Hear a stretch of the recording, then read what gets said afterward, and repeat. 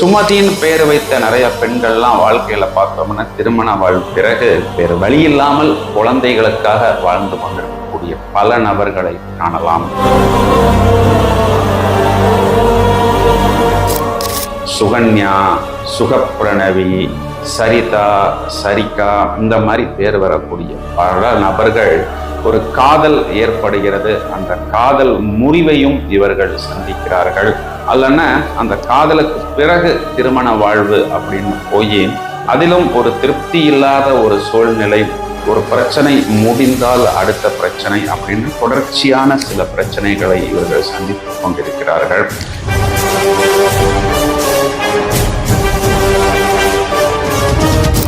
அமைப்பில் பிறந்தவர்கள் right Royal பர்சன்ஸாக இருக்கிறார்கள். அடக்கி ஆள்வதை இவர்கள், அதாவது இவர்களை மற்றவர்கள் அடக்கி ஆள்வதை இவர்கள் விரும்புவதில்லை.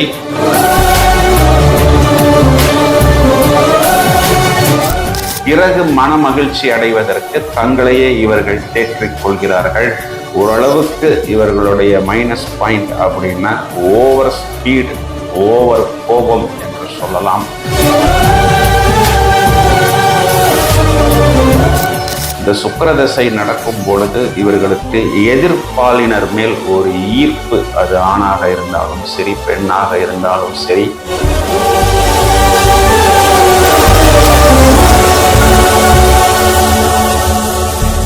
ஹாய் எவ்ரிவன், இந்த பதிவின் மூலம் நாம் வரிசையாக நட்சத்திரத்துக்கு உண்டான குணாதிசயம் என்ன, எந்த நட்சத்திரத்துக்கு என்ன பிளஸ் பாயிண்ட் போன்ற விவரங்களை காண இருக்கிறோம். ஏனென்றால் நாம் பல ஆயிரம் நபர்களுக்கு பெயர் வைத்திருக்கக்கூடிய விஷயங்கள் அனைவருக்குமே தெரியும். 99% நாம் பெயர் வைக்கும் பொழுது அந்த நட்சத்திரத்தின் தன்மைக்கேற்ப அந்த நட்சத்திரத்தின் ஆரம்ப எழுத்தை மையமாக வைத்துத்தான் பெயர் அமைப்போம். ஸோ முடிந்தவரை ஒவ்வொரு நட்சத்திரத்துக்கும் என்னென்ன பிளஸ் போன்ற விஷயங்களை கூட இந்த வீடியோவில் நாம் காண்போம். முதலில் அஸ்வினி நட்சத்திரத்தை எடுத்துக்கொள்வோம். ராசி மண்டலத்தில் முதல் நட்சத்திரமாக முதல் ராசியில் வரக்கூடியது மேஷ ராசியில் முழு நட்சத்திரமாக அமர்கிறது. கேதுவின் நட்சத்திரம் செவ்வாயின் வீட்டில், இதன் மேல் சந்திரனின் பயணம், இதைத்தான் அஸ்வினி நட்சத்திரம். இதன் அமைப்பு குதிரை என்றுதான் சொல்லப்படுகிறது. 5 குதிரைகளின் தொகுப்பாக கொடுக்கப்பட்டுள்ள அமைப்பு தான் இந்த அஸ்வினி நட்சத்திரமாக சொல்லப்படுகிறது. அஸ்வமேத யாகம், இந்த அஸ்வம் என்பது இந்த குதிரையைத்தான் குறிக்கிறது. அப்போ குதிரை அப்படின்னாவே பொதுவாகவே நமக்கு தெரிந்தது என்ன? வேகம், ஒரு இலக்கை நோக்கி அரசனாகும் குணங்கள் கொண்ட நபர்கள். இந்த நட்சத்திரத்தின் அமைப்பில் பிறந்தவர்கள் ரைட் ராயல் பர்சன்ஸாக இருக்கிறார்கள். அடக்கி ஆள்வதை இவர்கள், அதாவது இவர்களை மற்றவர்கள் அடக்கி ஆள்வதை இவர்கள் விரும்புவதில்லை. ஒரு தெளிந்த ஞானம் என்பது இவர்களிடம் இருக்கப்படும். இவர்கள் இஷ்டப்படியேதான் பொதுவாகவே இவர்கள் நடப்பார்கள். எல்லா விஷயங்களையும் உள்ளடக்கி கொள்வது, பொதுவாக சொல்ல வேண்டும் என்றால் எளிதாக எதிலும் இவர்கள் திருப்தி அடைவதில்லை. பிறகு மன மகிழ்ச்சி அடைவதற்கு தங்களையே இவர்கள் தேற்றிக் கொள்கிறார்கள்.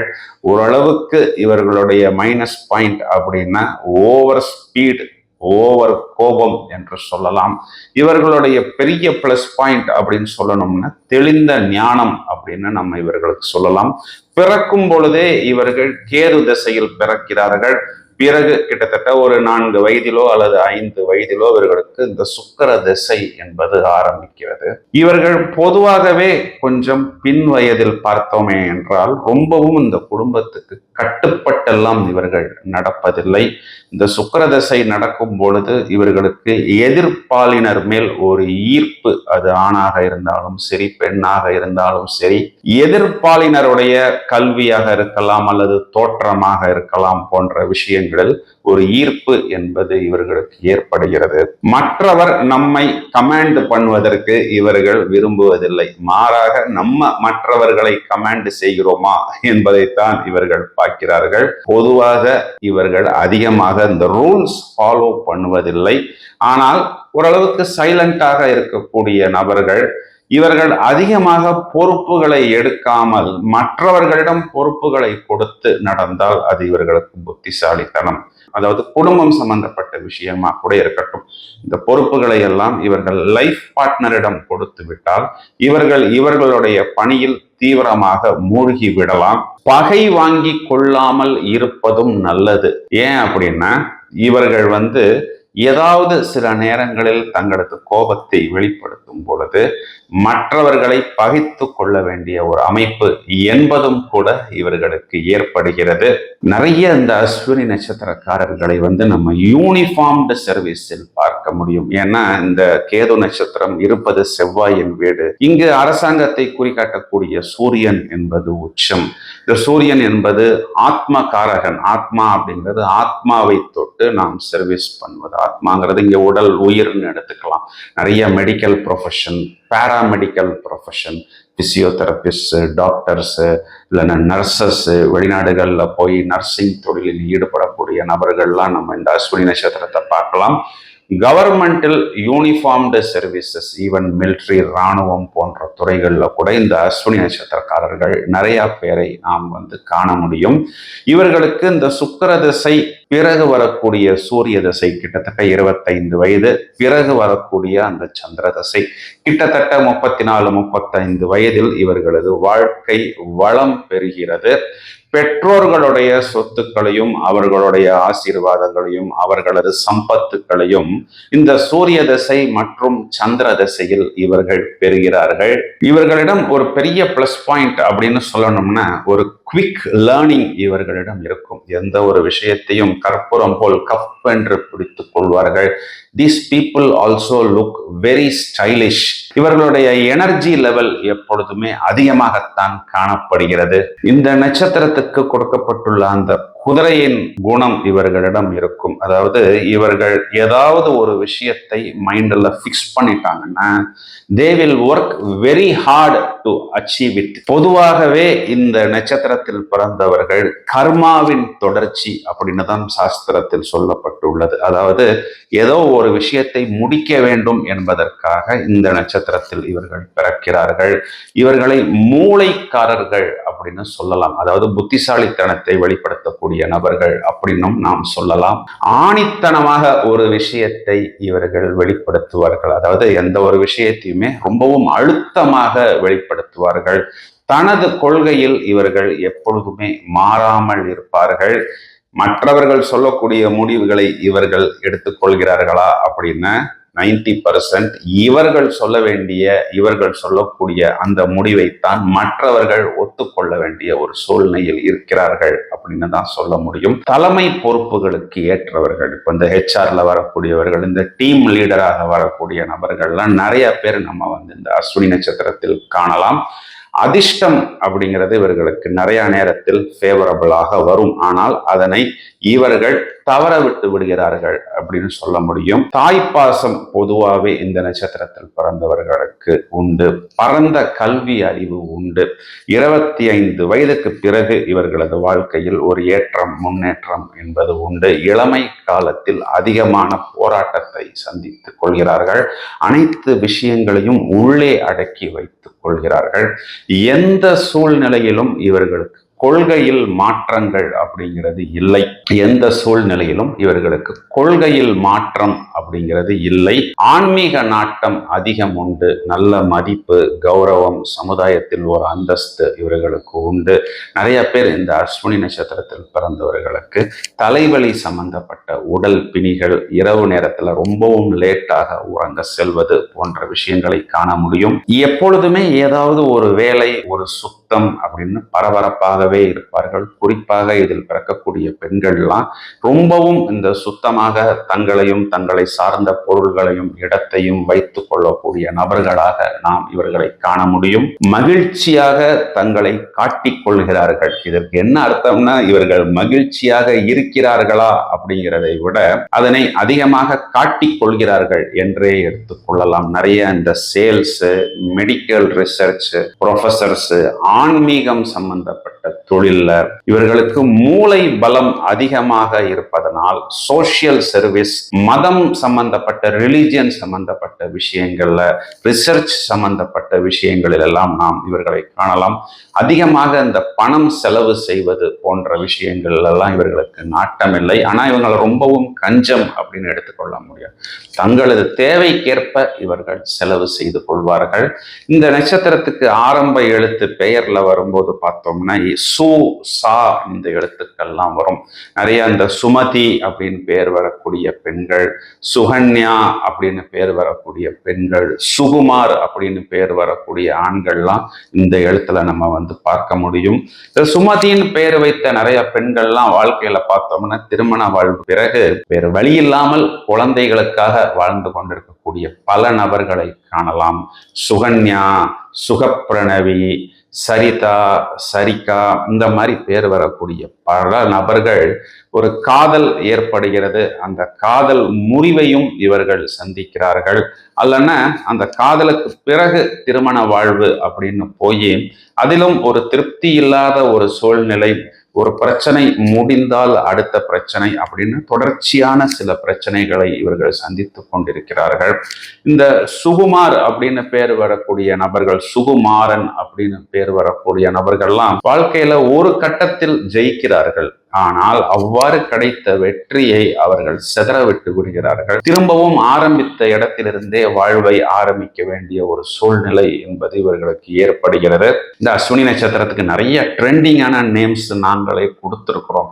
சுடர் மகிழன், சுடர் மகிழினி, இந்த மாதிரி பெயர்கள்லாம் நிறைய இப்ப வரக்கூடிய குழந்தைகளுக்கு கொடுத்திருக்கிறோம். இந்த பழைய பெயர்கள்லாம் பெரும்பாலும் யாரும், இந்த சுமதி இந்த மாதிரி பெயர்கள்லாம் பெரும்பாலும் இப்பொழுது வரக்கூடிய குழந்தைகளுக்கு யாரும் வைப்பதில்லை. இந்த அஸ்வினி நட்சத்திரத்தில் மொத்தம் 4 பாதங்கள் இருக்கிறது. இதுல அஸ்வினி நட்சத்திரம் முதல் பாதத்தை எடுத்துக்கொண்டோமே ஆனால் ராசியில் நவாம்சத்தில் 2 இடத்திலுமே மேஷத்தில் தான் வரும். அப்போ இந்த 2 ராசி மற்றும் நவாம்ச சக்கரத்தில் சந்திரன் ஒரே வீட்டில் இருந்தால் அதனை வர்க்கோத்தமம் மற்றும் பாரிஜாத யோகம் அப்படின்னு சாஸ்திரத்தில் சொல்லப்படுகிறது. அதாவது 2 வீடுகளிலும் சந்திரன் ஒரே வீட்டில் தான் இருக்கிறது. இந்த சந்திரன் ஆட்சி பலம் அப்படிங்கிறது அரசு பதவிகள், உயர் பதவிகள், உத்தியோகத்தில் மேன்மை, அதிகாரத்தன்மை எல்லாம் இவர்களுக்கு பொதுவாகவே ஏற்படுத்தும். அஸ்வினி நட்சத்திரம் 2ஆம் பாதத்தில் ஒரு நபர் பிறக்கும் பொழுது நவாம்சத்தில் சந்திரன் ரிஷப ராசியில் இடம் பெற்றிருக்கும். அப்ப அந்த ரிஷப ராசிங்கிறது சந்திரன் உச்சமடையக்கூடிய வீடு. அப்பொழுது தன்னை தானே அலங்காரம் செய்து கொள்வது, ஓரளவுக்கு சுயநலம், பொருளாதாரத்தில் மேன்மை அடைய துடிப்பது, ஒரு மகிழ்ச்சியான வாழ்வு, டிப்டாப்பாக ட்ரெஸ் செய்து கொள்வது, இந்த அழகு கலைகள், ஆடம்பரம் போன்ற விஷயத்தில் ஈடுபடுவது, தாய் வழி சொத்துக்கள், தாய் வழி சம்பத்துக்களை பெறுவது, உணவு, இந்த மாதிரி ஹோட்டல், பேக்கரி போன்ற துறைகளில் எல்லாம் அஸ்வினி நட்சத்திரம் 2ஆம் பாதத்தில் பிறந்தவர்கள் ஒரு நல்ல பொசிஷனில் இருக்கிறார்கள் என்று எடுத்துக்கொள்ளலாம். அஸ்வினி நட்சத்திரம் 3ஆம் பாதத்தில் பிறந்திருக்கும் பொழுது இவர்களுக்கு சந்திரன் நவாம்ச கட்டத்தில் மிதுன ராசியில் இருக்கும். இப்ப சந்திரன் மிதுனத்தில் என்பது ரிஷபத்துக்கு அடுத்த வீடாக வருவது கடகத்திற்கு 12ஆம் வீடாக வருகிறது. கடகம் என்பது சந்திரன் ஆட்சி செய்யக்கூடிய வீடு. அப்பொழுது ஸ்தானாதிபதி ஸ்தானத்துக்கு விரயம் அப்படிங்கிற ஒரு அமைப்பில் அமர்கிறது.